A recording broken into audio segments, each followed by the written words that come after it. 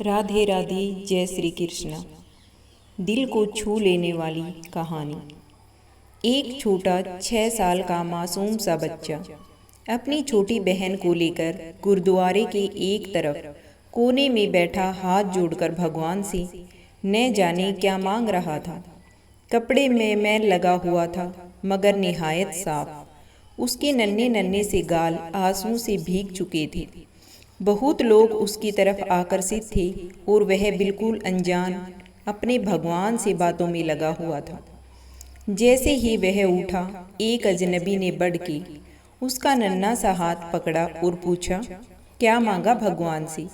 उसने कहा, मेरे पापा मर गए हैं, उनके लिए स्वर्ग मांगा। मेरी माँ रोती रहती है, उनके लिए सब्र मांगा। और मेरी बहन माँ से कपड़े सामान मांगती है, उसके लिए पैसे मांगे। तुम स्कूल जाते हो? अजनबी का सवाल स्वाभाविक सा सवाल था। हाँ जाता हूँ, उसने कहा। किस क्लास में पढ़ती हो? अजनबी ने पूछा। नहीं अंकल, पढ़ने नहीं जाता, माँ चने बना देती है, वह स्कूल के बच्चों को बेचता हूँ। बहुत सारे बच्चे मुझसे चने खरीदते हैं, हमारा यही काम धंधा है। बच्चे का एक एक शब्द मेरी रूह में उतर रहा था। तुम्हारा कोई रिश्तेदार न चाहती हुई भी? अजनबी बच्चे से पूछ बैठा। पता नहीं, माँ कहती है गरीब का कोई रिश्तेदार नहीं होता। माँ झूठ नहीं बोलती, पर अंकल मुझे लगता है मेरी माँ कभी कभी झूठ बोलती है। जब हम खाना खाते हैं हमें देखती रहती है। जब कहता हूँ माँ तुम भी खा लो तो कहती है मैंने खा लिया था। उस समय ऐसा लगता है माँ झूठ बोलती है। बेटा, अगर तुम्हारे घर का खर्चा मिल जाए तो पढ़ाई करोगे? बिल्कुल नहीं। क्यों? पढ़ाई करने वाले गरीबों से नफरत करते हैं।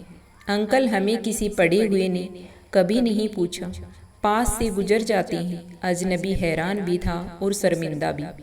फिर उसने कहा, हर दिन इसी तरह इस गुरुद्वारे में आता हूँ, कभी किसी ने नहीं पूछा। यहाँ सब आने वाले मेरे पिताजी को जानते थे, मगर हमें कोई नहीं जानता। बच्चा जोर जोर से रोने लगा। अंकल, जब बाप मर जाता है तो सब अजनबी क्यों हो जाते हैं?